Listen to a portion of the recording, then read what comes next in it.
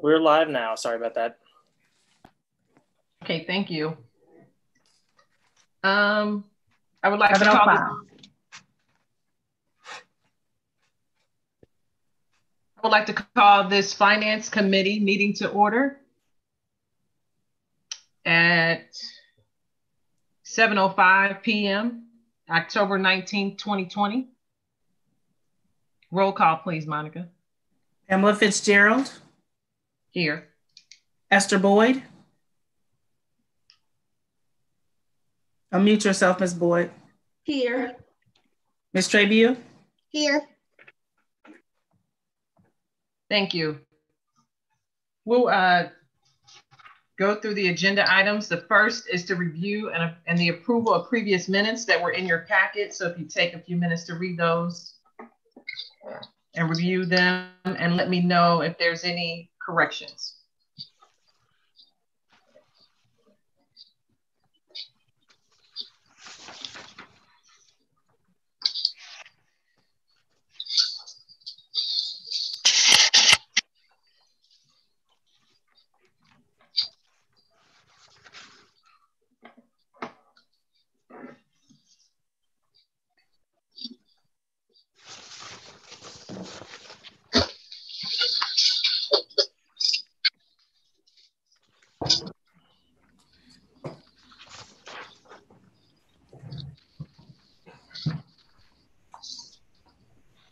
You could just look up when you're done and I'll know to move forward.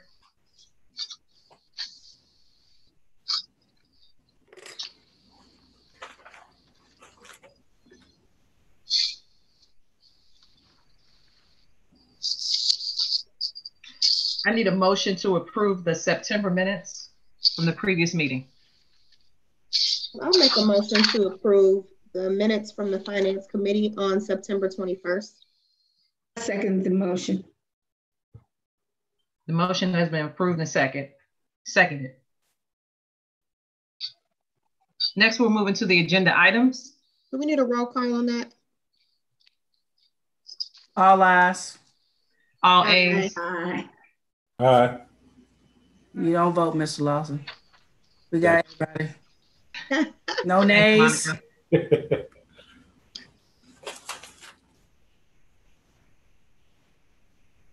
We'll move right into the agenda items for tonight. We'll start with the income tax update from Mr. Willis. Hello, everybody. Can you hear me okay? Yes. Yes. Very good. The reports that I sent out on Friday, again, the same 5 reports that we've been consistent with each month. The first 2 I want to look at together. September 1, 2020 through September 30th, 2020.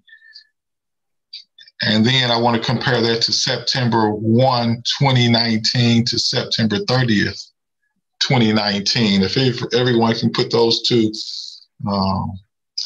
bring those 2 out. So our collections for the month of September were down compared to last year at the same time by about $105,000, a little bit over $105,000 for the month of September. Even though the 3 accounts that we collect on, business accounts, residential accounts, and withholdings, even though the business and the residential were up, our withholding amount for September of 2020 was down, which made the entire month of September to be down. We collected $561,000 last September 2019 and $456,000 for September of 2020. Like I stated in the email that I sent out on Friday, this roller coaster ride continues.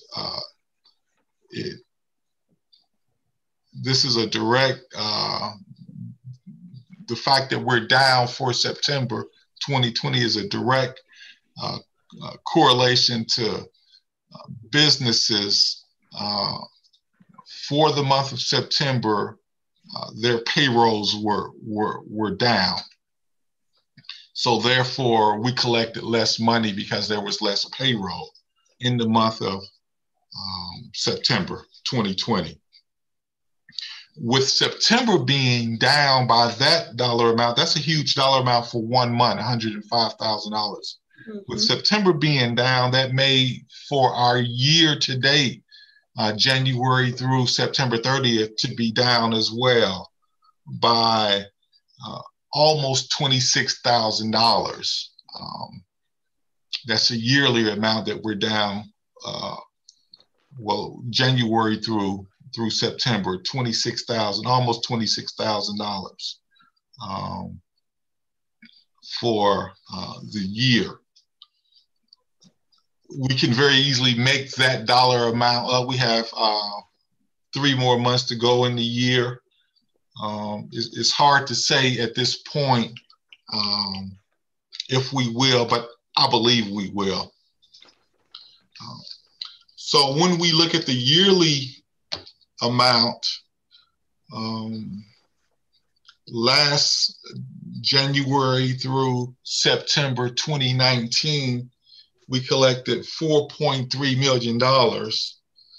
And we collected $4.3 million for this year as well. It's just that it's down by $26,000 over the same period from 2019.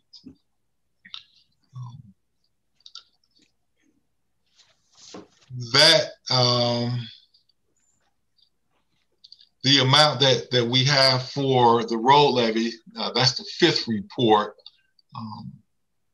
That amount is now at $1.2 million since its inception since January of 2019. If we match, if the next 3 months are anything like the last 3 months of 2019, we should be right around on the low end, $1.35 million for all of 2019 and 2020. It could go as high as $1.5 million for the 2 years. But just being conservative in my forecast for these 2 years regarding the road levy, I think we'll be right around $1,350,000 collected for our roads for those 2 years on the low end. Madam Chair. Go ahead, Kiana. Thank you. Thank you so much, Charles. Yes. Just one thing, just to highlight for the public, the numbers that we're talking about now is just what's been collected and doesn't necessarily reflect what the current balance is, because we have done some roads already. You're exactly right. Yeah, that's what has been collected. Of course, what has been expended, Tim can speak more to that. Right. So with the number of roads that are already completed and then some in the process, of course, the balance is not going to be what has been collected, because it has, some of that has been spent. Right. Hey, I would like to ask a request. So Tim, for our next finance meeting, can you give us that information? We'd like to know what we paid out and what's left as far as the road levy. And I have another request. Far as the taxes, can we get something which shows us a comparison from 2019 to 2020? It's kind of hard when you're flipping through these pages and we see this every month, but can we get just like one sheet that has like you know, your business, your residential, kind of the same way, but for 2019 compared to 2020, so we can see where the on one sheet. On the one sheet is what you're asking? Yes. Yeah. Yeah, I think, yeah, we could do that. We You could might put, just create a quick spreadsheet, yeah, drop those numbers in there, and you can probably keep those same account names just so it's pretty clear. Because, you know, when you look at it, if we don't have the previous month, we know where we were, but it's easier if you have it on one sheet. I think that would be easier for us if we could just have that. For the monthly and the year to date? Yes, you could probably put it on one spreadsheet. Sure. I can talk to Tim offline too, you guys offline, but I think it would be more helpful just so we can see the month over the month, the variances over each month. Sure. That's pretty simple to do. Okay. Yeah. Madam Chair. Go ahead, Tim. Okay. Sorry, I'm using my phone, so I can't see everybody's image. Currently, the road levy right now, the unencumbered fund balance, which is the amount of money that is able to be used in the levy. So we don't have any obligations for it at this point. Is $555,658. We've spent so far this year $43,817, and then we still have outstanding appropriations of a little over 600,000, I believe. So we have projects that are in the works that will be paid by the end of this year. But our current unencumbered fund balance right now is $555,658.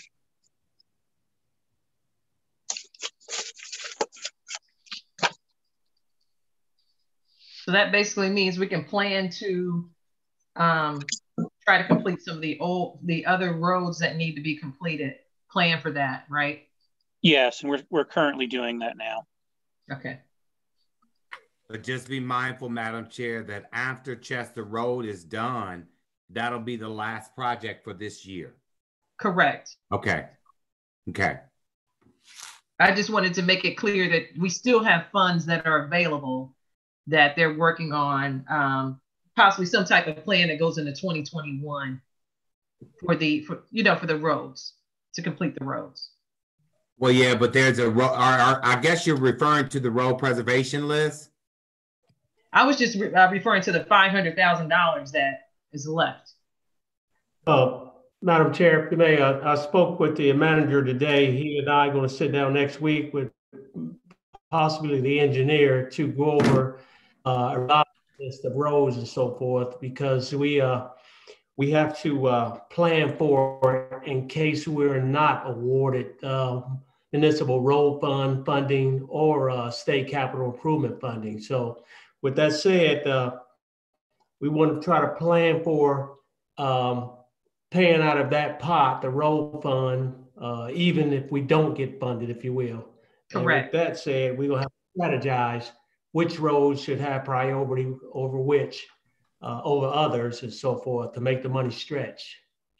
So more to come on that once we sit down and meet. Okay, thank you. Go ahead, Rosemary.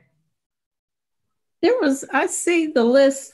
We have another list that has, when we began to do the, some years ago, where we had a road project list, right? We did. Okay, the list I see now is a newer list, correct? It is. However, the manager wants to make some changes and so forth. So more to come, or some revision, I should say. So more to come. That older list was based on the engineer going around looking at the roads and the conditions of the roads, all the roads. Was that level of service required? The level of service required would dictate how much we would probably need to put forward that particular road or a particular road. Such as Randall Terrace may need full depth replacement opposed to Lee Crest just needing Cape Seal. So. Okay, and but that older list is still around, right? I think we may have gotten a copy of that. It is. If you want to see a copy of it. Yeah. I would imagine, though, I don't know if you agree, Anthony, that list is, to me, it's fluid. It could change. So that's just really a guide, but very well. That's right. I think that some of the streets that may be on that list have been changed. So I would say that list is fluid, and I don't believe that we can get an accurate list because it's fluid. Well, I don't know. Some of the streets that were on that list and then high up on that list were pretty bad off. So if they haven't had any repairs done, if anything, they're probably worse. But like he said, there's more to come on that. Right. Anything else on the revenue for income tax? I would like to say it feels good to know we have money to do some roads, repair some roads around here. Yeah, that's for sure, Brother Brown. I also asked Charles to give us a quick update on the progress of RETA. Yeah, the conversion process is going pretty smoothly. Each week, the finance director and I, we have a virtual meeting with about 3 or 4 officials from RETA. And where we are right now, there are going to be 3 extractions when it's all said and done of our data to them. They've already performed the first one. I want to say that was in September somewhere. The next one, data extraction, is coming up on October 21st. That's this week.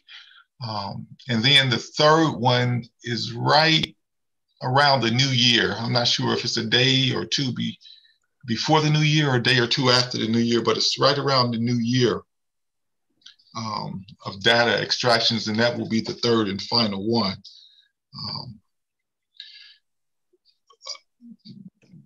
We've sent a letter to them. What they ask us, how do we want to handle penalty and interest on delinquent accounts going into the new year? And the finance director and I thought it was best to let them handle the penalty abatement, if any, and on a case-by-case basis, the tax department here at Woodlawn will assign interest, if need be, on various delinquent accounts that appear in the coming year. We thought that was the best way to handle that going forward. It may change, but that's what it is, at least for 2021. So that's pretty much the finance or the tax commissioner report. Are there any other questions? Looks like there is none. Okay. So I thought it was a good thing just for Charles to give us an update. We know that it's going to be going to RETA, but just the status of, how he's working with and making that happen. All right. Thank you, Charles. Yes, ma'am. So we'll move along and we'll get an update from Tim on the reports in the review, which should be included in everyone's packet. We'll start with our audit status first. The village's financial, I'm sorry. Can you hear me? Mm-hmm. Okay. The village's financial audit is complete and will be released after November 3rd. The auditor of state won't release an audit within 30 days of an election, so we'll have to wait until after the election for it to be officially released. But that is all on track. Reports provided to Finance Committee. We have the Appropriations and Revenues reports. There are spreadsheets within your report package that provide an overview by fund of appropriations versus expenditures and budgeted revenues versus actual receipts. As of September 30th, 2020, the village has collected 73% of budgeted revenues and expended 56% of appropriations. Detailed budget versus actual reports have also been included for the committee's review. I have a quick question on that one. Sure. If you don't mind, Tim. Just a quick question. So for August, you said 61% was collected and 50% was appropriated. Right. So for September, there was only 6%? Yes, September was a bit of a lower month in terms of expenditures. Okay. I just wanted to make sure that was right. It seemed kind of low, but you know, it is what it is. Yeah. And then the Hamilton County sent us the rest of our second part of our property taxes. So that inflated the receipt side of it as well. Okay. Receipts and expense reports, again, included in this report or spreadsheets provide an overview of receipts and disbursements for January 1, 2020 through September 30th, 2020. For the month of September, the village collected $1,013,351.77 and dispersed $413,424.08. Also included are the receipts and disbursements reports for from UAN for the committee's review. General fund receipts are lower than total receipts for the village, where the village has collected 66% of total general fund receipts. General fund disbursements are above total village disbursements, where the village has dispersed about 64% of total general fund appropriations. We're relying a little bit more on our general fund as we close out the year. But we're still keeping more than we spend, which is good. As we move forward, December is going to be a big expenditures month for us because we'll end up paying a lot of our debt payments. But as long as we can kind of keep this on track up through November, we'll be doing pretty good. Fund balance report. Also in the packet is a report of fund balances for your review. And then the bank reconciliation report for the month of September, for the month ending September 30, 2020, is also included for the committee's review. Does anybody have any questions so far? Yeah. Right. Our overtime report is also included in the packet. The village spent $10,740.37 in overtime for the month of September. The village has spent a total of $127,997.46 in overtime this year, with police and fire accounting for 60% and 31% of those charges, respectively. We actually were down in overtime this month, which was kind of a nice change. What could have driven that? I guess a few different things.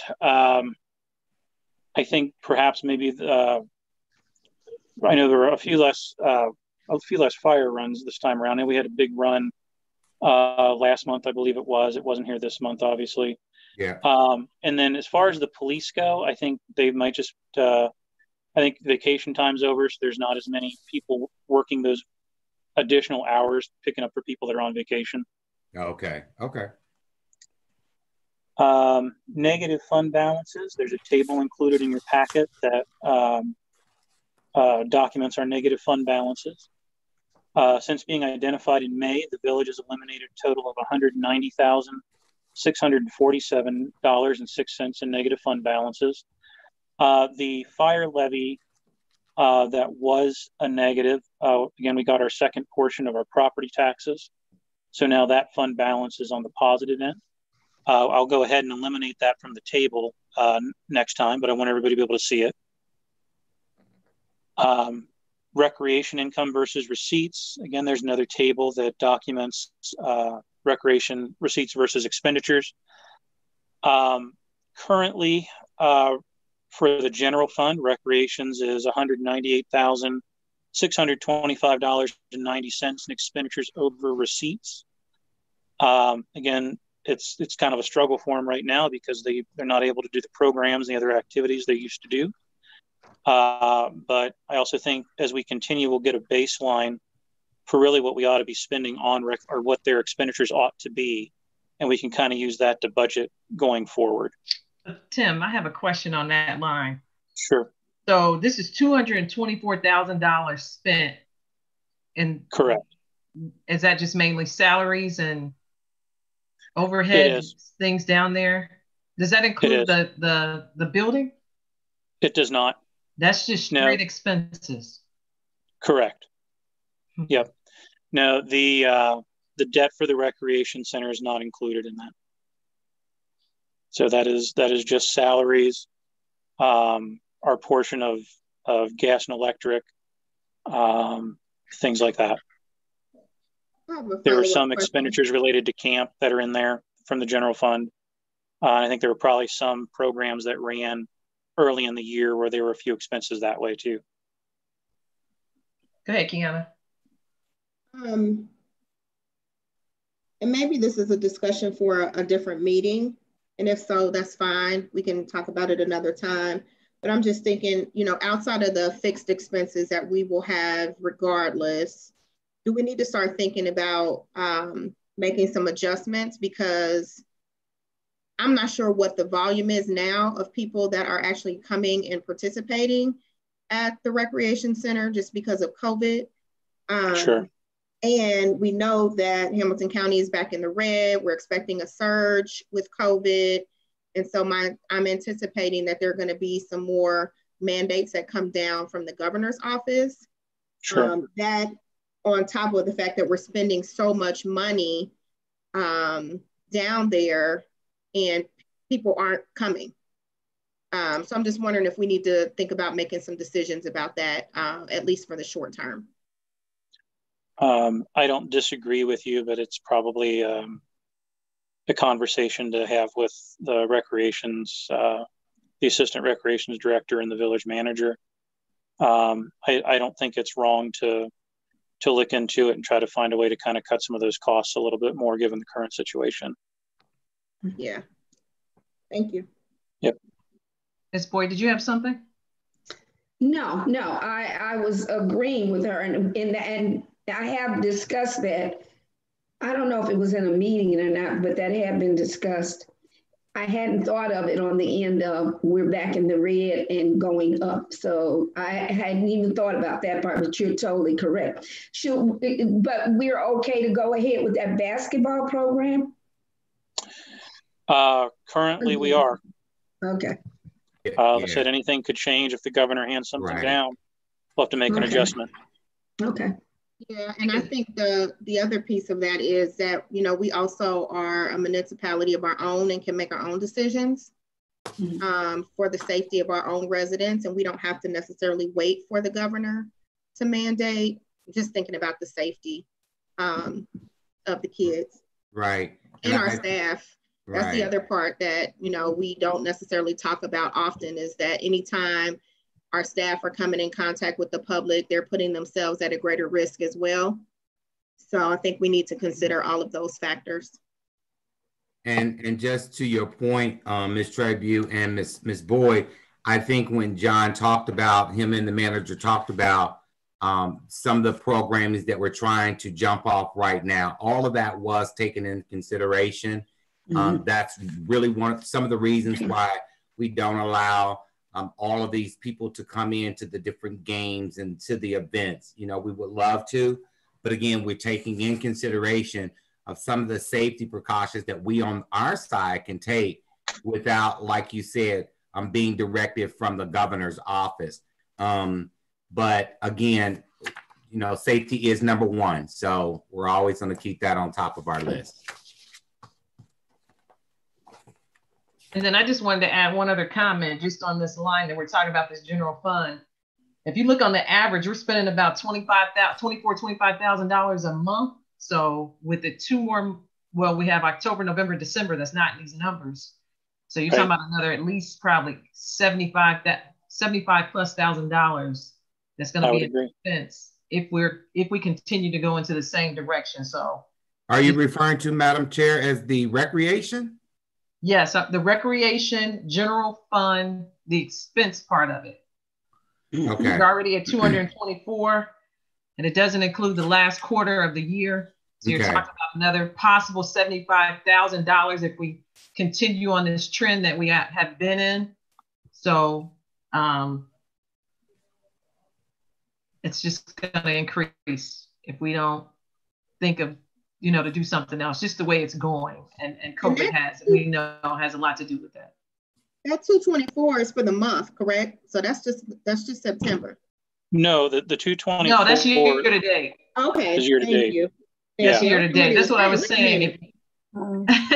Yeah, I'm saying on the trend that we're going, it's on an average. If you average it out of about 25,000 a month. This is just until September 30th. So we still had 3 months, the last quarter. Right. So you're talking about another $75,000 to another $100,000 added on to that. So you're going to be over about $300,000.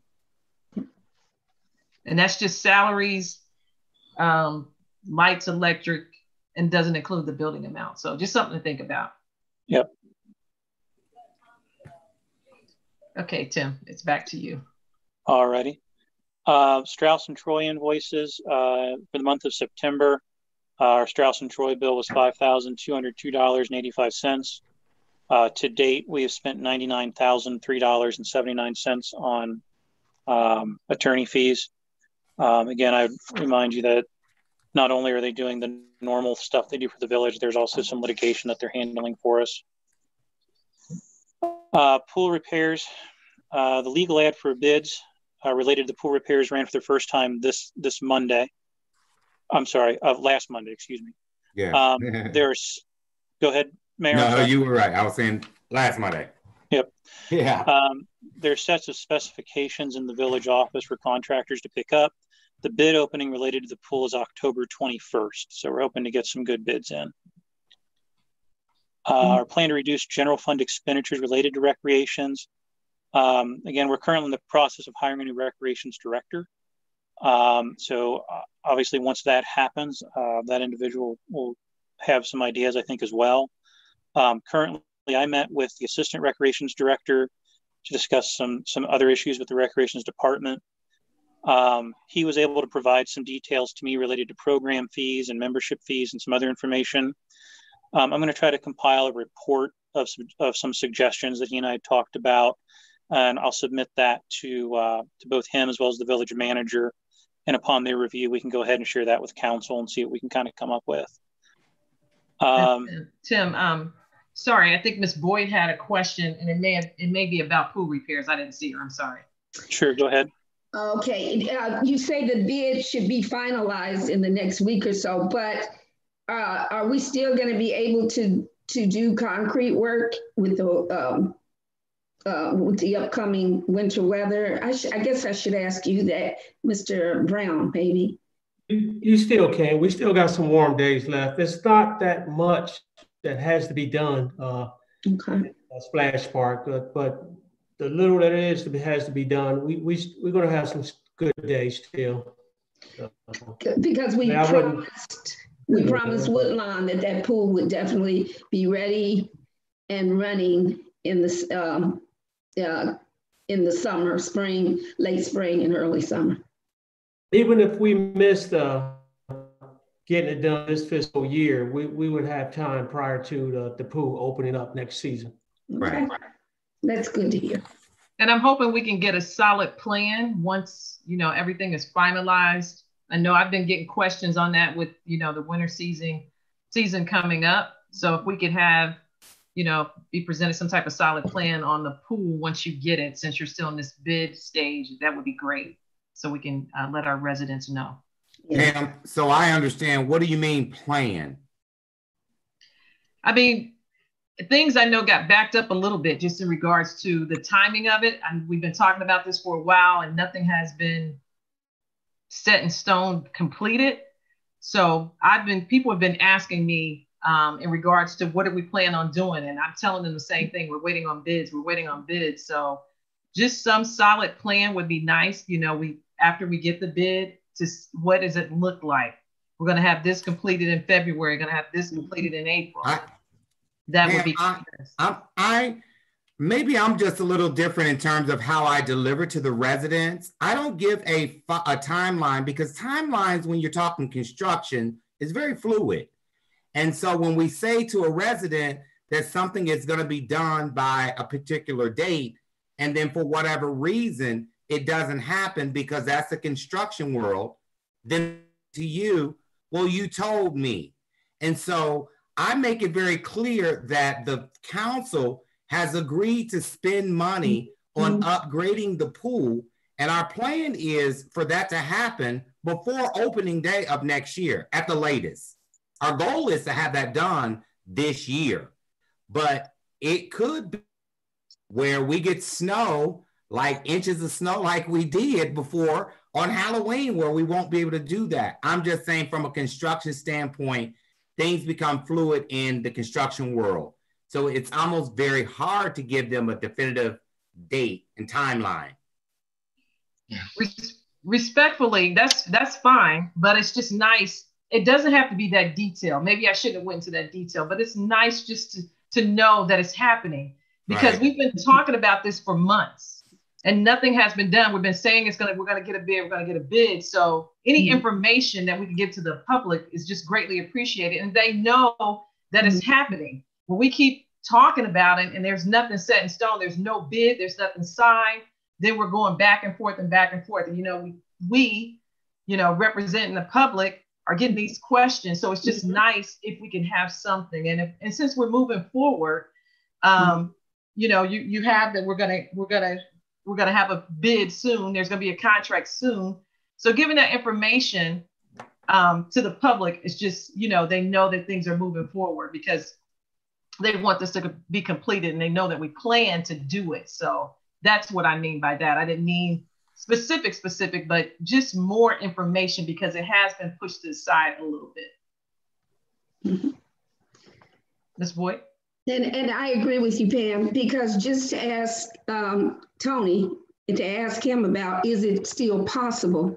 I like to be able to tell people that too, because I get questions about it too.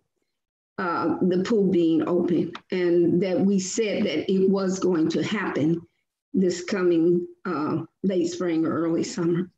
So I can at least tell them that our public works director said that it is possible, even if we have bad. Yeah, I agree with you, Ms. Boyd.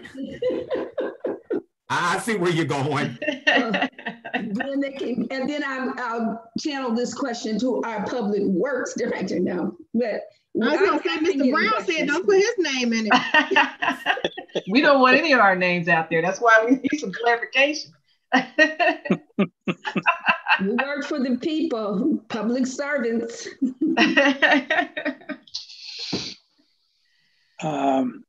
Okay. Go ahead, Tim. As soon as we have the bids, as soon as the bid opening happens on the 21st, I'll be there with the village manager. I can go ahead and let council know who the winning bidder is, and I'm sure we'll be able to kind of summarize what the plans are for the repairs as well. Thank you. Yep. Plan to reduce general fund expenditures from recreation. So we just, sorry. With that said, I met with the assistant recreations director earlier this month. We kind of spoke a little bit about different issues within recreations. He provided me information about program fees, membership fees, and other information. I'll go ahead and compile a report on that and kind of let the assistant recreations director and the village manager review it. And then we'll go ahead and present that to council as well. Just kind of get some ideas out there. Like I said, I'm hesitant to try to do too much without the recreations director position not being filled. But we can probably at least get some stuff done kind of on the back end, maybe to help that person out once we have them. Compensation and retention of police and fire. Again, we've discussed salaries at committee of the whole again on the 13th. There's draft legislation in this packet regarding salary increases for police fire as well as other village employees. And I believe everybody's had a chance to review that. And if somebody wants to ask a question, shout out, because I only get 4 pictures on my phone. Employment vacancies. The village hired Mr. Leroy Williams as our code enforcer. So we're very happy to have Leroy with us. The village is advertising for the position of Recreations Director. I know we've received some resumes. To my knowledge, we have not scheduled any interviews at this time. The village manager and the mayor are currently discussing the village mayor's court clerk position and how best to fill it. And then, again, to my knowledge, we have not advertised the village manager position. I'm sure the village manager and the mayor will begin that process soon. Any questions so far? Going with no. Ms. Boyd, I think. Ms. Boyd, did you have one? I'm sorry, you're not on my screen. You're on mute, Ms. Boyd. Unmute yourself. Unmute yourself. Okay. I'm okay. He can go ahead. He answered my question. Okay. Also included in your packet is a list of intra fund transfers. Again, those are just reallocations of money within the same fund, so it doesn't adjust appropriations or anything like that. Just kind of helps us with the accounting. Legislation and approval of expenditures over $10,000. I have in your packet a draft appropriations ordinance. As part of that appropriations ordinance, I'm looking to increase appropriations by $122,000 related to Fund 2151, which is our CARES Act money. That is to increase it based on the amount of money sent to us through the state of Ohio. So we can go ahead and spend that. I've also asked to, we'll say, increase appropriations to Fund 2152. 2152 is a new fund. It didn't make it onto your sheets because it actually was created in October. But that fund is related to CARES Act money that is actually through Hamilton County, and that's a reimbursement style grant. So we have to advance the money from the general fund, and then we get reimbursed from Hamilton County on that one. But that fund, we're looking to increase appropriations by $59,007, which is the amount that Hamilton County says we are eligible for. I'm going to go ahead. Go ahead, I'm sorry. The $59,000 that you just talked about, the reimbursement grant from Hamilton County, yes. Are those restricted funds? Are there stipulations on what we can spend that money on? It is. It's really the same grant as the rest of the CARES Act money. So the restrictions are identical to Fund 2151, which is that the expenditure can't have been budgeted for. It's eligible for expenditures within March through the end of the year, and it has to be related to COVID, essentially. I'll probably, actually what I'm looking to do is use the reimbursement grant from Hamilton County to purchase turnout gear for our fire department. They're supposed to have 2 sets of gear. They only have 1. So a chunk of that can be used for that purpose. And how do we relate that back to COVID? The fire department is supposed to have 2 sets of turnout gear because when they come in contact with a COVID patient, they're supposed to strip off the gear, have it cleaned, and while they're doing that, they're supposed to have another set of gear to wear if they're dispatched again. I have documentation from the fire chief where that should be an eligible expenditure for the COVID funds. Right, thank you. You're welcome. I'm going to go ahead and ask for additional appropriations of $15,546.76 to the general fund for transfers. We're going to use that money to eliminate negative fund balances in funds 281, 2904, as well as a $461.76 overage in Fund 2061. That 2061 fund is our food grant fund. And when I say overage, it's just the amount that has not been reimbursed to the food grant fund from the Ohio Department of Education. So the transfer allows for basically clean accounting. We had initially, if you remember, advanced money to the food grant fund to be reimbursed. So we're supposed to return the advance. So in order to return the advance properly, we'll transfer over the amount of money that was not reimbursed to us by ODE and then advance the total amount back to the general fund that's supposed to be in there. Go ahead, I'm sorry. I have another question about that. So are we in a position where we can recoup those funds from that grant, or is it a done deal at this point as far as being able to be reimbursed 100%? The food grant fund? Food grant, yes. No, we've received all that they're going to reimburse us. So unfortunately, we were short $461.76. Okay. Again, when we go back to reapply for the grant, I'll make sure that I sit in on the meeting with the new recreations director or the assistant if we don't have one yet, and we'll kind of go through all of the different requirements of that grant to make sure that it's handled correctly and that we get our full reimbursement.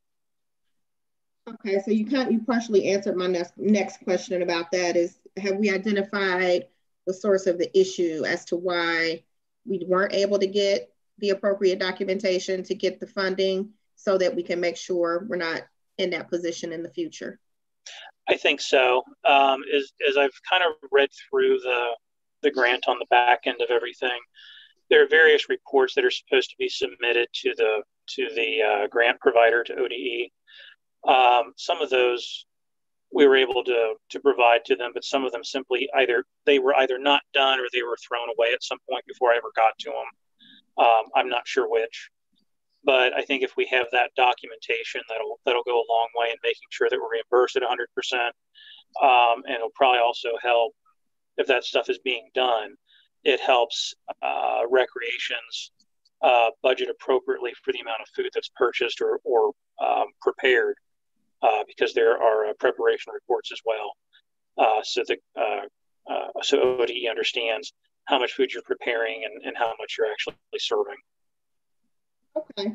And I do believe, to the choir here, but it might seem like only $400 to somebody, but I think that, you know, being a good steward over these funds is important, and we're not in a position where we need to be losing any money, right, especially not when we've been blessed to get a grant that will reimburse us for our costs.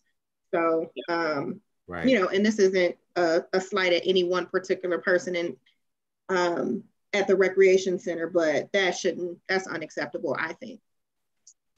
And if I'm not mistaken, and Tim, this is just a comment I'm making. I believe, and I'll check it out, but there is a class that they typically, someone at a recreation in the past have attended that class. It tells you how to do the reporting and all of that good stuff, so that we can make sure that, as you say, we can get the fund that is due to us.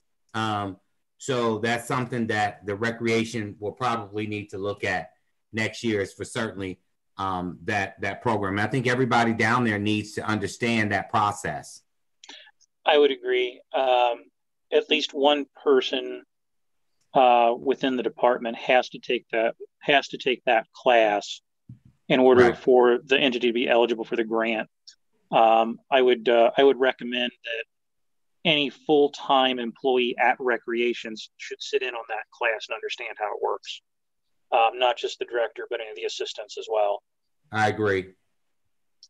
Hey, Tim, I have a question. Sure. When you said the food grant, when I look at this on the other sheet, which the food fund, the receipts was $11,158.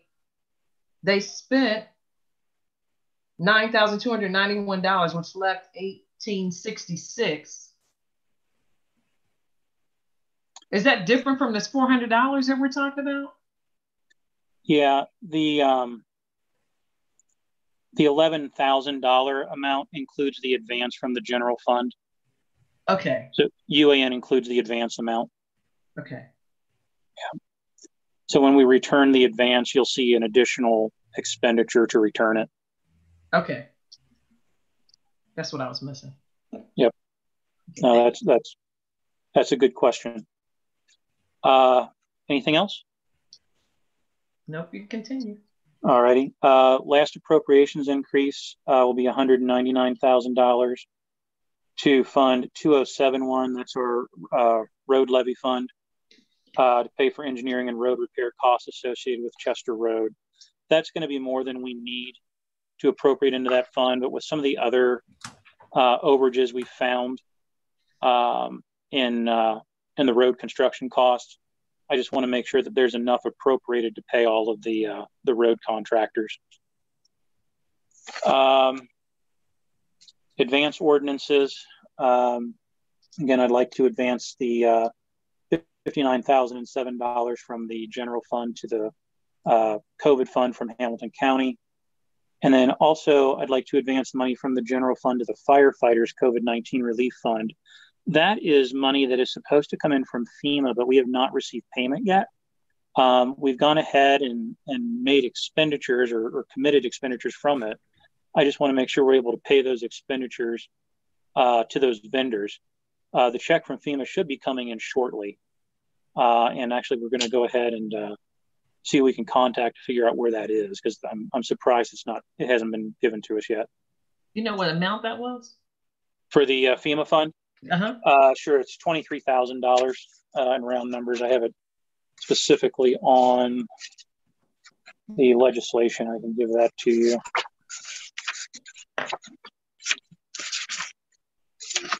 This is at $23,860. That's the one. Thank you. Okay. It's on the page with that grant. Yeah. On the ordinance. Correct. Okay. It is. Yep. Yeah. Again, a transfer ordinance, as we discussed before, with the appropriations ordinance, just to make those transfers legal and go ahead and eliminate the negative fund balances, as well as make up for the food grant fund. You have a draft salary ordinance that reflects what we discussed with the salary increases. The law director is currently drafting a second piece of legislation that will go along with that, and that will eliminate the OPERS and OP&F pickups, as we had also discussed. Other legislation items, I've gone ahead and asked the law director to prepare a resolution to use the COVID grant money to purchase fire turnout gear.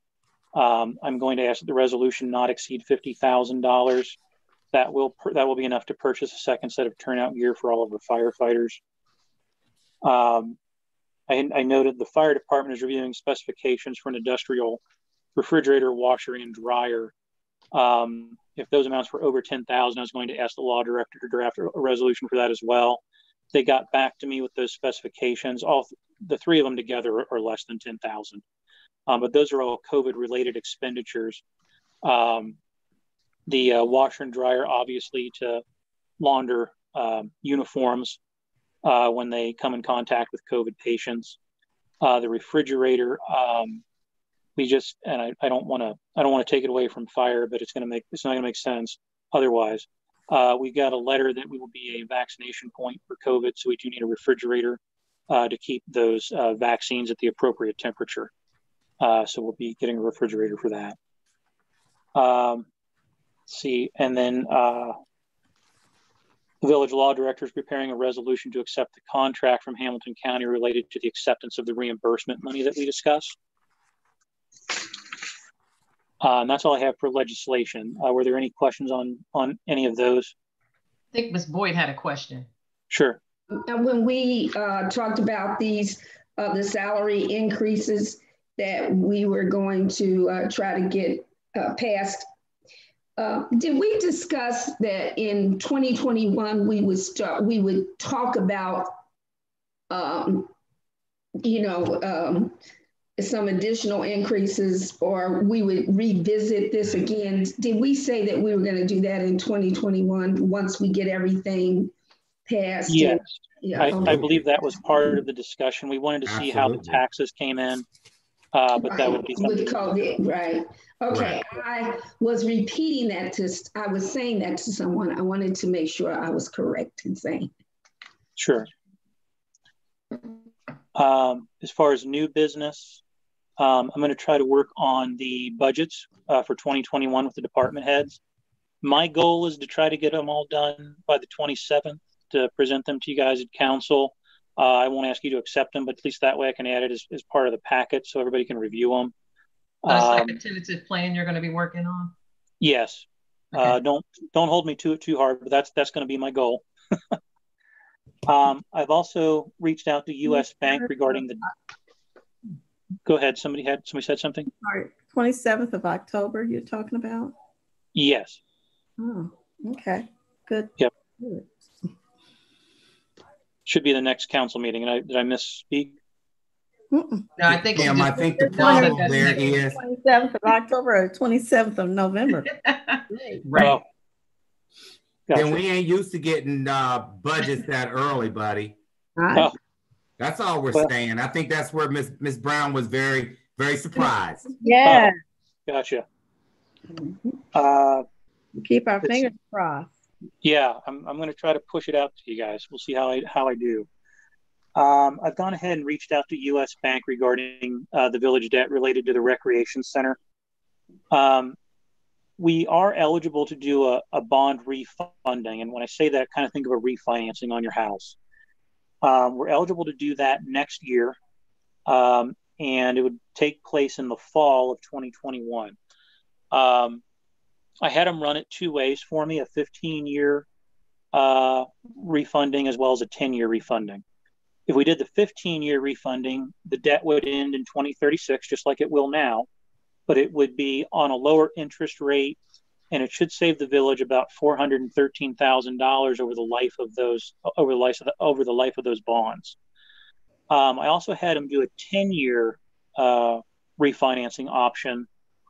Again, that would get us done about 2030, and that would save us about $529,000. The no-brainer is obviously the 15 because you're just saving money. You're not changing anything. If you want to be a little bit more aggressive, we can do the 10-year plan. And it might be a little hard in 2022 because we only have paid off all of the rest of our debts. But come 2023, I don't know that we would notice any difference financially just because of the other debts that have been defeased. So just something, I've got both proposals in the packet if anybody wants to review them. I just wanted to make sure I put it out there for us to maybe talk about and discuss as we move forward. It's not something we would do, like I said, until the fall of next year, they says when we'd be eligible. So we can start to really talk about it again, probably March or April, and see kind of what strategy we want to use. I have a question on that. So yeah. You said it was the 10-year, the options were the 10-year and the 15-year. You gave us Correct. 2 cost savings. What's the monthly on that? How do we pay for that? What are the monthly payments? Is that what you're asking me? Yes. So if we leave it as is, where are we, how much is that costing? But if we change it to the 10-year, how much is that going to cost? And if we change it to the 15-year, how much is that going to cost us? Sure. You told us the savings and I didn't really understand the costs. Sure. Yeah. If we go back into the packet, they have a table.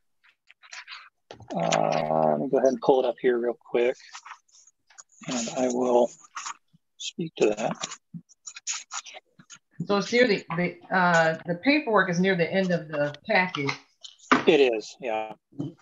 If you want to find it. 36, yeah. I would let you know. So the paperwork for that should be the last group of items in your packet. So if you start from the back and go forward, it'll be a little bit easier to find those. Let me go ahead and pull the table up real quick. Yeah.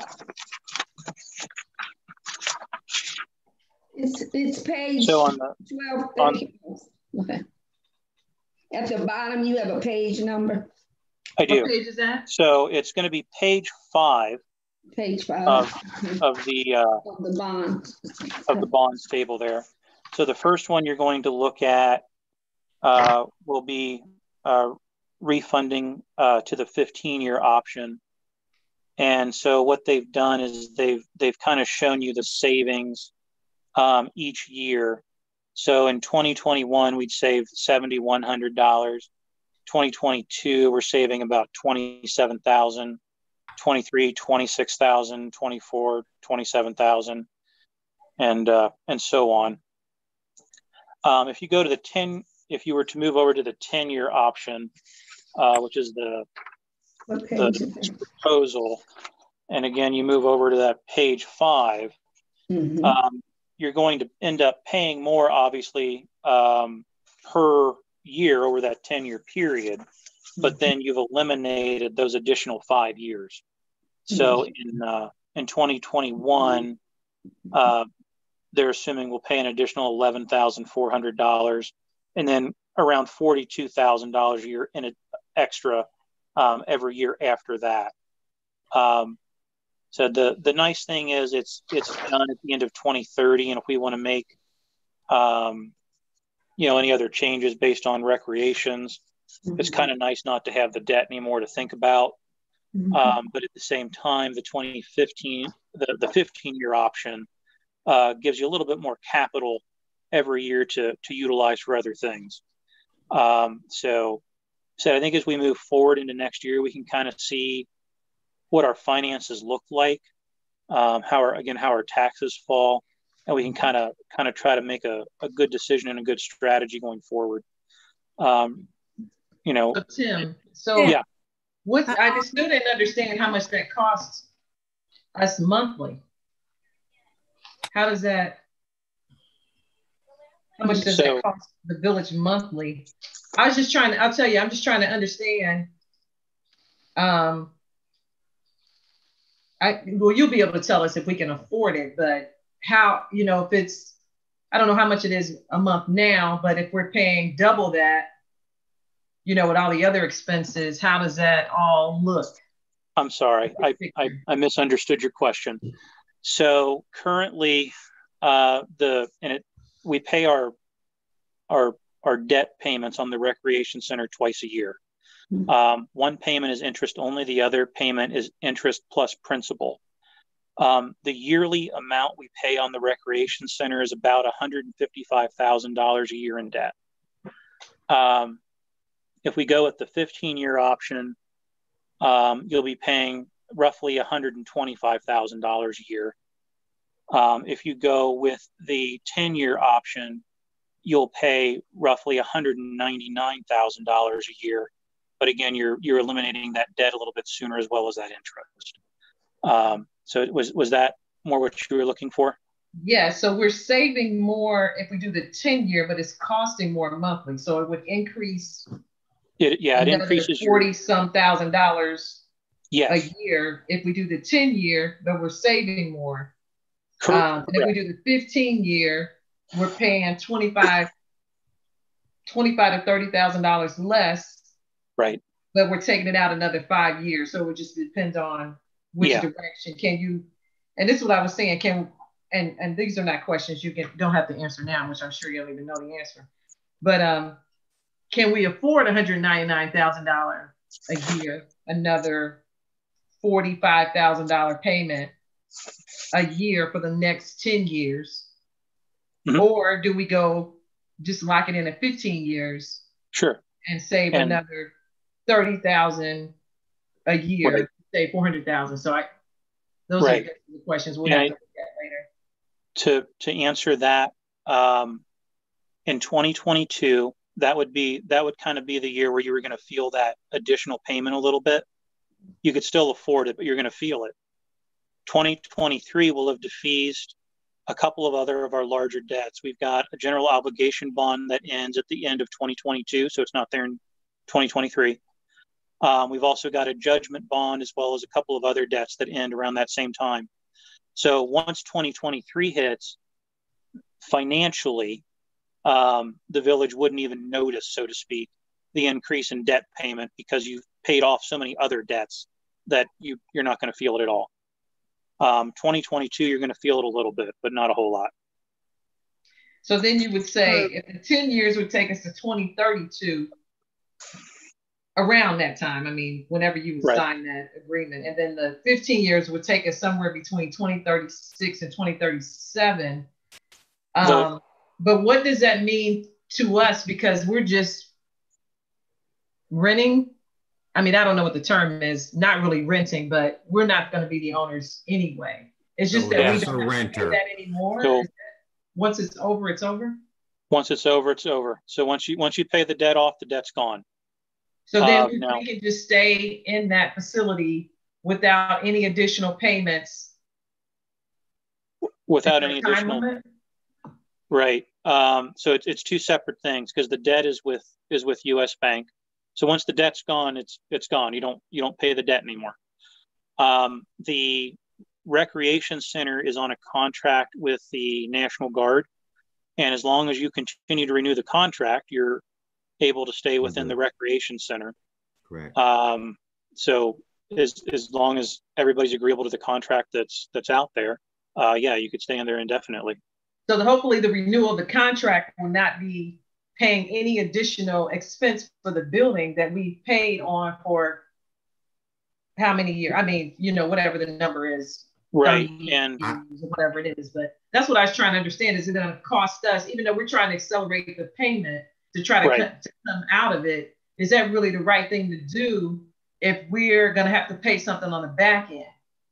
I think that would be we would need to really generally understand that, because we just don't want to be caught with any other additional expenses for that building, since we've been in it for, we'll have been in it for so long when we come to the end of it at some point. Sure. Now the National Guard, I know we pay, I think it's around $8,000 or $9,000 a year, which I guess we'll call a rent payment for lack of a better term. And then I think it's almost every other year is kind of what it looks like. We end up getting hit with about $34,000 that they're using for, we'll say, building maintenance. They replace air conditioning or heating units or things like that. Because we got to pick up the chiller next year. The committee to really understand that. It doesn't have to be, anytime soon. But when we make that decision, I think we need to understand every single direction, as far as if it's worth accelerating, because we're not going to be the one that gets the full benefit. We'll get some because we won't have to pay it out, but the ones who own it will get the total benefit of it. But the debt is, unfortunately, the debt is ours. So if you, whether we pay the debt off sooner or later doesn't affect the Army at all. It's going to be, it's just us. Right, but if we have any additional expenses to it, that's what I'm saying, it will affect us. Well, Pam, I think where you're going with that, and Tim, if I can just interject, I think she's talking a little bit about the MOU. So just like we do right now, like this year they replaced, I can't remember, Anthony, help me out. I know that it's a big cost next year with the chiller, it's going up. But one of those big items out there, Pam. And so what they do is it's like a cost, the gas and electric, the cleaning, things like that. Services that we have to still pay. I think that those continue, but that's kind of like a drop in the bucket based on this big, huge debt. Once we get rid of it, you know what I mean? Yeah. There could be some options where we might want to look at our own facility. At that point, is it worth us doing that? We've spent so much money in a short period of time. Yeah. Does it make sense? Right. Will we have people that will lure to our recreation department? So all of those things is, some good talking points, but I know exactly where you were going with that. And I think that those are just costs that is associated with the building through your MOU. Okay, those are just my questions. Hey, no problem. Yeah. What'd you say, Rosemary? Yeah, it's like you're getting rid of a mortgage, but you get rid of your mortgage, but you still have maintenance fees. You still have. Oh yeah, I get that too, but I was just wanted to make sure there wasn't any hidden other costs that we don't know about that may appear that, Go ahead, Kim. I think go ahead.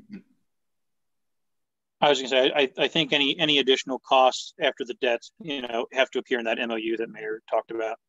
Okay. I was just going to say thank you, Tim, for being proactive and looking into this for us. It looks like we would be eligible for something around this time next year. So it's good for us to have this on our radar now. But also, is it accurate to say that these figures could change though between now and next year when we actually become eligible to refund? Sure. Yeah, rates can always change.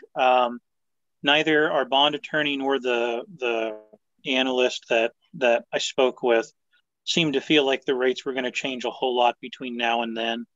But you know, you can't always get a guarantee, obviously. But regardless, we're not eligible to do it until the fall of next year, so we can't move any faster than that. Thank you, Tim. Good job. Good work. Thank you. The only other thing, and I think I lost my last page, the only other thing that I had under new business, we had kind of sort of talked about amongst ourselves a little bit.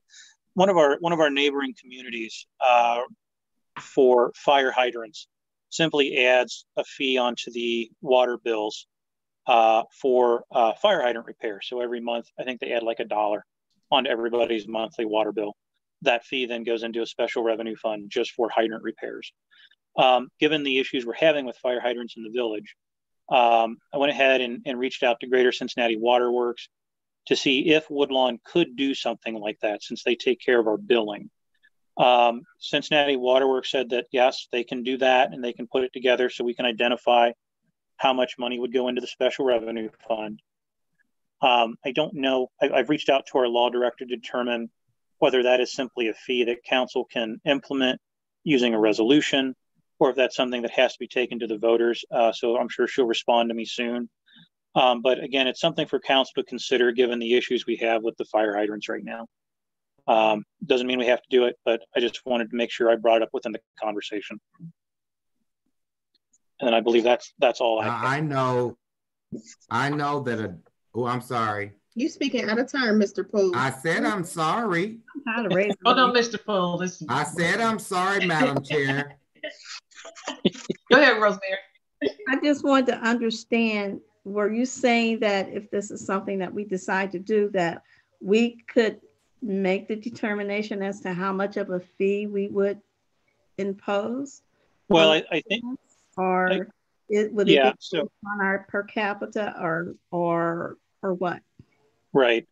So one of the questions I need to have answered that I've reached out to our law director for is whether this is simply a fee that can be added by a resolution or whether it's something that needs to be voted on by the public. I don't have a good answer to that yet. So that's something I need to get for you. But I would, to me, I would recommend doing something, fairly low. I would say $1 or maybe even 50 cents per water bill.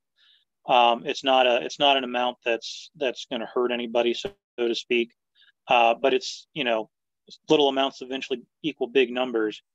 If you do that for a whole year, on every water bill that goes out for Woodlawn, you would end up with enough money to go ahead and replace the majority of those hydrants that are the remaining hydrants that would be broken. We're going to try to fix a few of them this year as well. And so it's not a bad strategy to get those hydrants replaced, quite frankly. So Tim, do we know how much it cost us to? So we have these hydrants. It's supposedly 22 hydrants that needs to be repaired. Do we know how much that will cost us? I guess you would base it on that, right? Kinda. Yeah. My understanding is that Hamilton County hasn't started that process yet. Once they start that process, we'll have a better idea of how much it costs to repair each hydrant. I think it's somewhat unique to the hydrant because some of them will have to be completely replaced, and some of them, I guess, they can kind of take them apart and put some new innards in them. Again, it's kind of one of those things. I at least wanted to start the conversation, but as information comes in, I'll provide it. But I don't know what, the nice thing to be able to do, to your point, would be to say, we know each hydrant on average costs $1,000 to repair. What do we have to do to get to, how long will it take us to repair all 23? And we just don't know how much it's going to cost us for each hydrant yet. Once we kind of have an idea of that, we can get a good estimate together. So the money would sit there, and then the village of Woodlawn would move they would give us the money? How does that work as far as the transfer of that if we decide, if we're able to go that route? So they collect it for us. So just like they collect our water and trash fees right now, they go ahead and collect them and they send it to the village. They would just go ahead and add that fee onto the water bill and send it to the village like they do with everything else. Excuse me. And then in the detail that they provide to us, they would just note that X amount of dollars were collected for fire hydrant fees. We would have a special revenue fund just for that fee because we only want to spend it on fire hydrants, and then we'd go ahead and use that money to repair the hydrants. My last question. So when they collect this money, is that include the preventative maintenance so this doesn't happen again? So we would do preventative maintenance. Could we use that for that as well? So we can say for instance, there's, you know, Tony's group would go out and check I mean, I don't know who it is, but somebody would go out and check the hydrants every December to make sure they all work. And then from there, you know, to prevent this from happening again. Yeah, what we would do is we would go ahead and structure the legislation to simply state that it's for replacement and repair of fire hydrants within the village of Woodlawn. And you can go ahead and do it that way. Okay, thanks. Kiana has a question as well. Two things. We currently are contracted with the county to perform the maintenance and the repair, correct? We are, yes. Okay. And then the other thing was, this is not an expense that we budgeted for this year, correct? Correct. So this idea that you have would put us in a better position so that we have money set aside for the maintenance and the repair, so we're not having to pay out an unbudgeted expense for hydrant repair. And you know, quite frankly, it's a safety issue. I mean, to have 23, I think, as I recall, the number is 23 hydrants down. Yeah. That's really a safety issue within the village. Nobody wants to see that. Right. It's something we need to make sure, you know, I think I don't want to speak out of turn here. I think there are a lot of people that want to see that addressed. I'll just leave it that way. Yeah. And this so is it going to take some time just for that? Yeah, it will save you time. You'll get to it a lot faster this way than you would another way. Yeah. So Tim, won't that take some time, just bouncing off of Kiana's question, for that to build up, kind of like the road? So it's going to take some time if that all, you know, works out where we can add some type of fee to the water bill. It's going to take some time to build that money up. It will. Yeah, but we can always. I think if we start the fee January 1, you're probably not going to replace them in the winter. By the time spring and summer hits, when you're going to be digging and replacing things like that, I think you're going to have enough of a surplus built up where you can make a pretty big dent. And we can also prepare. Whether they'll all get go ahead. I'm sorry. I was just going to say, we can also prepare for that. We know we didn't budget for it in 2020. We can put some money in a special fund in 2021 until we get to that point if we decide. That way we have money already and we're not waiting for it to build up.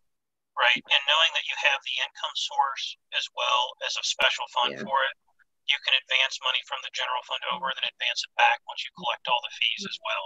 Exactly.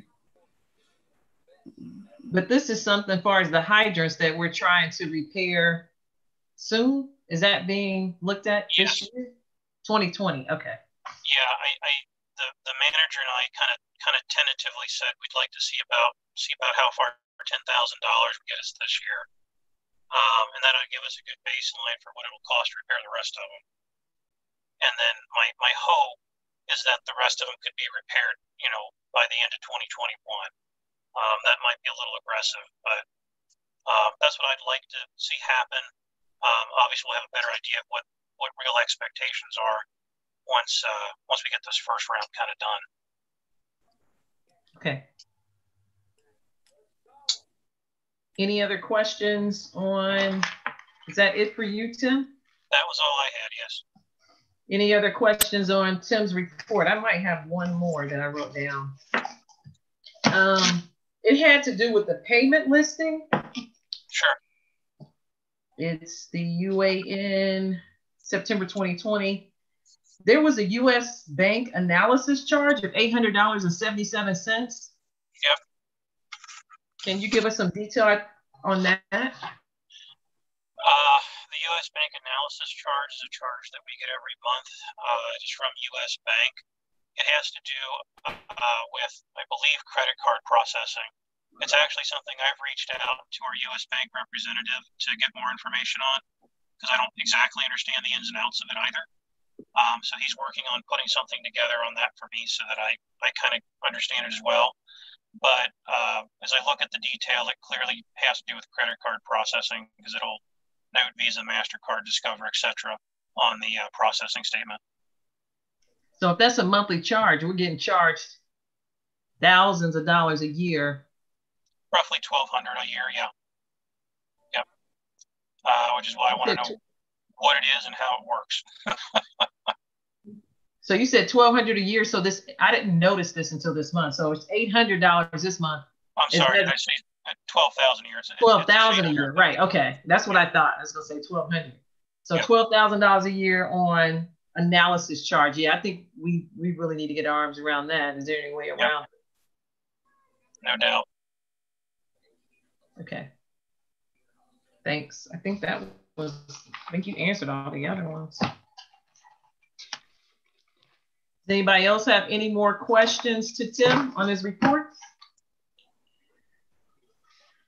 I think the only thing else, there's a couple things on here. We talked about swim safe, which was part of the agenda. We talked about that. We talked about recreation, compensation, employment. Is there any other new business anyone wants to discuss? Anything else? No? Madam Chair, I'd just like to say thank you all, and especially to Tim and Jared for getting us that new truck, or Public Works, the new truck. Very much appreciate it. Long time coming. Keep up the good work. You are very welcome. Put it to good use, Mr. Brown. Let's start thinking about a dump truck. Start putting in request number 2. I have the specifications for the dump truck in my office. I've got to. We need a leaf truck. That's another thing. I've got to call Ohio Commerce and see what the new contract looks like. Get your COVID dump truck. If I could find a way to relate it to COVID, I'd do it. There you go. All right. If there's no other questions, I think we can adjourn the meeting. I need a motion for adjournment. Make a motion to adjourn. Ms. Boyd, you're muted. I second that motion for adjournment. It's been properly moved and seconded that we adjourn the meeting at 8:27 p.m. All A's? Aye. All right, motion carries. It has been adjourned at 8:27. Bye, everybody. Thank you so much.